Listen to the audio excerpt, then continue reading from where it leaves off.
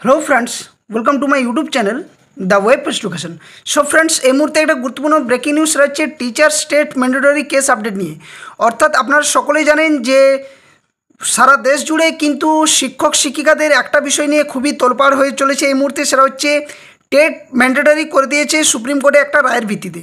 তো গত 1 সেপ্টেম্বর যে সুপ্রিম কোর্ট 110 পেজের একটা অর্ডার কপি পাবলিশ করেছিল, সেখানে বলা হয়েছিল যে সমস্ত শিক্ষক শিক্ষিকারা এখনও পর্যন্ত টিচার্স এলিজিবিলিটি টেস্ট কোয়ালিফাইড করেননি এবং শিক্ষকতার পেশায় যুক্ত রয়েছেন, তাদের ক্ষেত্রে কিন্তু টেট পাস বাধ্যতামূলক। এবং এখানে আরও কিছু বাঁচার উপায় কিছু বলা হয়েছিল, যে সংশোধন বা যে সংশোধনী বিষয়গুলো বা যে একটা নির্দিষ্ট উপায় বলে দিয়েছিল, সেটা হচ্ছে কি না 2 বছরের মধ্যে টেট কোয়ালিফাইড করতে হবে। কাদের জন্য? যারা 5 বছরের ঊর্ধ্বে, যাদের এখনও চাকরির বয়সসীমা রয়েছে বা চাকরিরত অবস্থার সময়সীমা রয়েছে, তাদের কিন্তু 2 বছরের মধ্যে টেট কোয়ালিফাইড করতে হবে।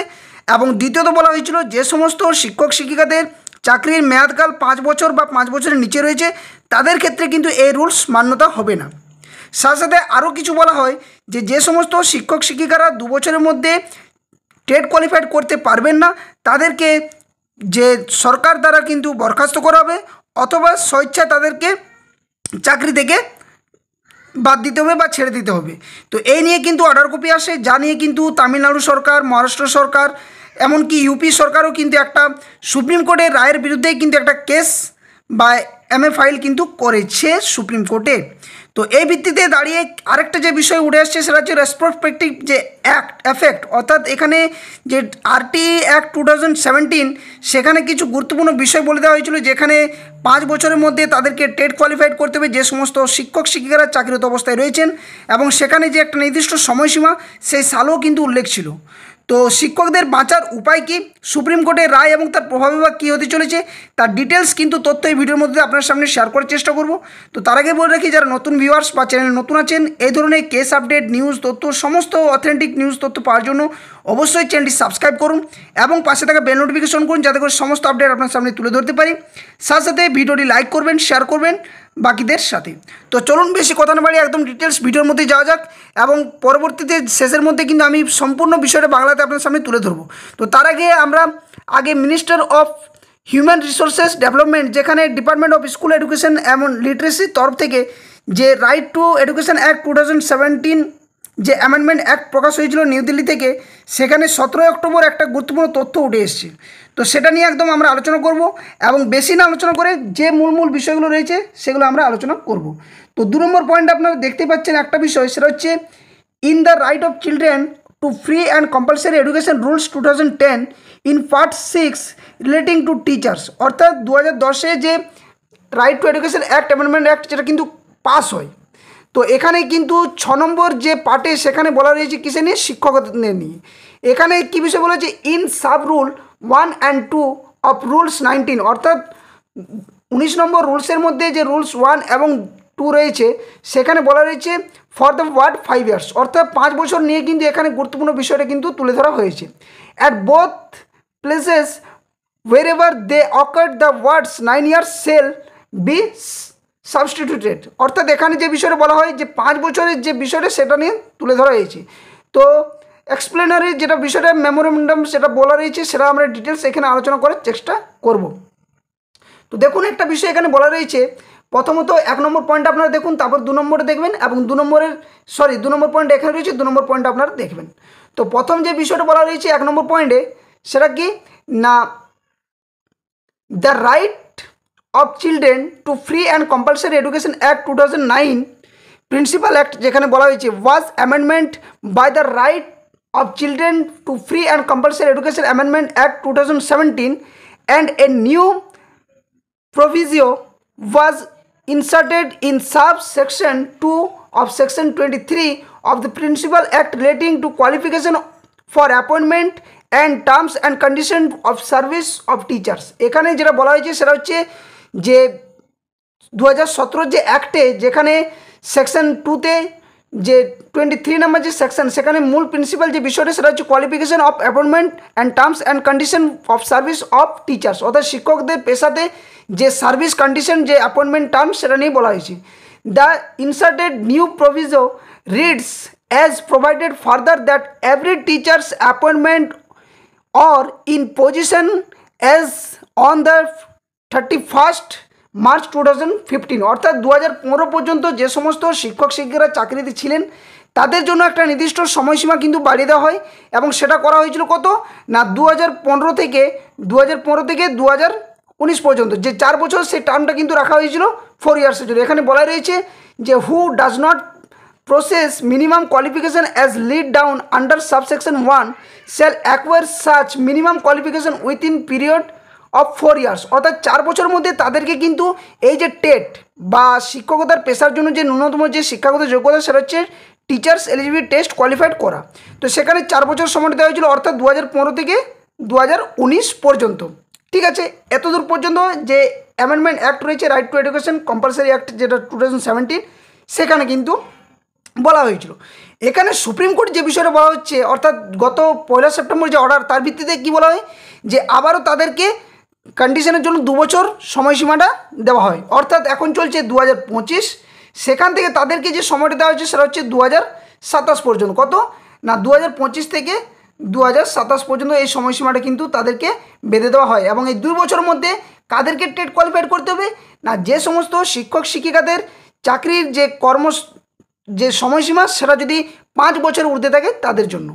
এখানে আরেকটা বিষয় বলা হচ্ছে 2 নম্বর পয়েন্টটাতে যদি লক্ষ্য করেন আপনারা দেখবেন the right of children to free and compulsory education rules 2010 আর being amendment in order to bring this rules in consonance with the right of children to free and compulsory education amendment act 2017 giving retrospective effect from the date of commandments of the said act with effect 1st April 2015 in providing the retrospective effect interest of no person shall be adversely affected অর্থাৎ এখানে no person বলতে কাদের জন্য এখানে অবশ্যই শিক্ষক শিক্ষাদের জন্যই ধরতে হবে। তো এখানে বলা হয়েছে যে সময় কন্ডিশন যে সময়টা দেওয়া হয়েছে সেই সময়ের মধ্যে তাদেরকে কিন্তু টেট কোয়ালিফাইড যে বাধ্যতা সেটা নিয়েও কিন্তু বলা হয় এবং এটা নিয়েই কিন্তু সুপ্রিম কোর্ট যে রায় সেই রায়টা কিন্তু বহাল রেখেছে এবং সুপ্রিম কোর্ট এমনিভাবেই কিন্তু রায়টি দেয়নি, তারা সমস্ত বিষয়গুলো জানার পর সেই প্রেক্ষিতে একটার পর একটা যে অ্যামেন্ডমেন্ট অ্যাক্ট পাস হয়েছে যেখানে 2009 আরটি অ্যাক্ট 2017 আরটি অ্যাক্টের যে সংশোধনের বিষয় সেগুলো কিন্তু উল্লেখ করে ওনারা যে জাজমেন্টটা সেটা কিন্তু দিয়েছেন। তো আমরা এরপর জানবো যে বিষয়টা সেটা হচ্ছে একদম সম্পূর্ণ বাংলাতে আপনার সামনে তুলে ধরছি যে কি হতে চলেছে এই মামলার ভিত্তিতে এবং তাহলে কি আদৌ আজকে একটা আমি দেখলাম যে পেপার মধ্যে বেরিয়েছে যেখানে 3 লক্ষ শিক্ষক শিক্ষিকারা কিন্তু এর প্রভাবে পড়তে পারেন সারা দেশ জুড়ে। তো একটা শিক্ষার ক্ষেত্রে একটা খুবই একটা খারাপ অবস্থা তৈরি হতে চলেছে কারণ এই টেট কোয়ালিফাইড যদি না করেন তাহলে কিন্তু তাদের চাকরি থেকে বরখাস্ত অথবা তাদেরকে স্বেচ্ছায় কিন্তু চাকরি ছেড়ে দিতে হবে। তো চলুন একবার বিষয়টা একদম ডিটেলস আলোচনা করবো যে কী হতে চলেছে এই টেট ম্যান্ডেটারি যে বিষয়টা সেটা নিয়ে। তো এখানে প্রথমে হেডিংটা আপনারা দেখলেই বুঝতে পারবেন যে কী বিষয় হচ্ছে টিচার স্টেট ম্যান্ডেটারি কোন আইনের ভিত্তিতে রেট্রোস্পেক্টিভ টেট পাস বাধ্যতামূলক রায় এবং এর থেকে বাঁচার উপায় সেটা নিয়ে কিন্তু এখানে আমি আলোচনা করব আপনাদের সামনে। তো সম্প্রতি সুপ্রিম কোর্টের এক ঐতিহাসিক রায়ে সমস্ত কর্মরত শিক্ষকদের জন্য টেট বা শিক্ষক যোগ্যতা পরীক্ষা বাধ্যতামূলক হয়েছে। এর পর থেকে শিক্ষক মহলে ব্যাপক আলোচনা উদ্বেগের সৃষ্টি হয়েছে, বিশেষ করে শিক্ষার অধিকার আইন আরটি অ্যাক্ট 2009 এবং এর যে 2017 সালে একটি সংশোধনীকে কেন্দ্র করে নতুন করে বিতর্ক তৈরি হয়েছে। তো এই পোস্টের মধ্যে বা এই ভিডিওর মধ্যে আমরা সেই মূল বিষয় নিয়ে আলোচনা করব যেখানে রেট্রোস্পেক্টিভ যে বিষয় সেটা নিয়ে কী তুলে ধরেছে বা কী আসছে বিষয়টাতে। তো বিতর্কে কেন্দ্রবিন্দু সেটা হচ্ছে আরটি অ্যাক্ট 2017 যে সংশোধনী। তো 2017 সালে 17 অক্টোবর কেন্দ্রীয় সরকার শিক্ষার অধিকার আইনের নিয়মে একটি গুরুত্বপূর্ণ সংশোধনী আনে এবং এই সংশোধনীর মূল বিষয় ছিল যেটা হচ্ছে শিক্ষকতার যোগ্যতা অর্জনের সময়সীমা নিয়ে প্রথম বিষয়টা।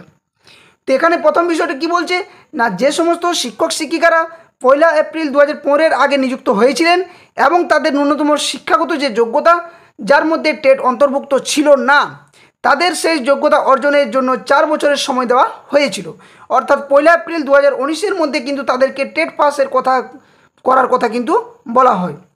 রেট্রোস্পেক্টিভ এফেক্ট এখানে কি বলছে না আইনটি পূর্ববর্তী সময় থেকে অর্থাৎ 1 এপ্রিল 2015 থেকে কার্যকর করা হয়, তবে একটি গুরুত্বপূর্ণ বিষয় উল্লেখ করা হয়েছে যে interest of no person shall be adversely affected অর্থাৎ এই নিয়ম কার্যকর করার ফলে কোনো ব্যক্তির স্বার্থে কিন্তু আঘাত লাগবে না বলেও কিন্তু বলা হয়। নেক্সট তারপরে কী বিষয়টা ওটা আসছে এখানে এখানে বলা হচ্ছে ওই প্রেক্ষিতে যে এই যে বিষয়টা যেখানে উঠে এলো যে কোনো আঘাত হানবে না, সেখানে বলেছে কিন্তু সেই সময় বিষয়টি নিয়ে বিশেষ চর্চা হয়নি এবং কেন্দ্র বা রাজ্য কোনো তরফ থেকেই শিক্ষকদের ওপর এই নিয়ম কার্যকর করার জন্য চাপ সৃষ্টি করা হয়নি। ফলে বিষয়টি আলোচনার বাইরেই কিন্তু থেকে যায় সেই মুহূর্তে দাঁড়িয়ে, যখন 2017 যে আরটি অ্যাক্ট যে সংশোধন সেটা নিয়ে যখন ঘটে। এখানে সুপ্রিম কোর্টের রায় এবং তার প্রভাব কী আসছে, তো সুপ্রিম কোর্ট সম্প্রতি এই পুরনো আইনকেই হাতিয়ার করে রায় দিয়েছে আদালতে, যেটা আমি আগে আপনাদের সামনে তুলে ধরলাম যে বিষয়টা, এবং যে অ্যাক্টের কপি সেটাও কিন্তু আপনার সামনে দেখালাম।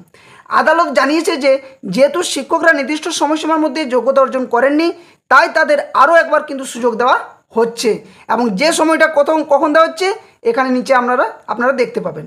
তো নতুন সময়সীমা কি, তো 1 সেপ্টেম্বর 2025 থেকে পরবর্তী 2 বছরের মধ্যে অর্থাৎ 1 সেপ্টেম্বর 2027 মধ্যে সমস্ত কর্মরত শিক্ষকদের টেট পরীক্ষায় উত্তীর্ণ হতে হবে, এটা কিন্তু বলা হয়। নেক্সট বলছে চাকরির স্থায়িত্বের প্রশ্ন নিয়ে। তো যদিও আইনটিতে বলা হয়েছে যে কোনো ব্যক্তির স্বার্থ ক্ষুণ্ণ হবে না, তার অর্থ এই নয় যে চাকরি চলে যাবে না, অর্থাৎ চাকরি যাওয়ার সম্ভাবনাটাও কিন্তু প্রচুর রয়েছে। এর ব্যাখ্যা হলো যে আইনটি পুরনো সময় থেকে কার্যকর হলেও পুরনো সময়ে যোগ্যতা না থাকার কারণে চাকরি যাবে না, এটা কিন্তু বলা হয়। কিন্তু নতুন করে যে সময়সীমা দেওয়া হচ্ছে সেই সময়ের মধ্যে কিন্তু যোগ্যতা অর্জন যদি না করতে পারেন তাহলে কিন্তু তাদের চাকরি যেতে বাধ্য এবং একটা অনিশ্চয়তার পথে কিন্তু এগোবে। তো শিক্ষকদের বাঁচার উপায় এখানে কী রয়েছে, তো এই পরিস্থিতিতে দাঁড়িয়ে শিক্ষকদের সামনে কয়েকটি সম্ভাব্য পথ খোলা রয়েছে। কি কি একটু দেখে নিন। প্রথমত কেন্দ্রীয় সরকারের হস্তক্ষেপ নিয়ে এখানে একটা প্রশ্ন উঠছে।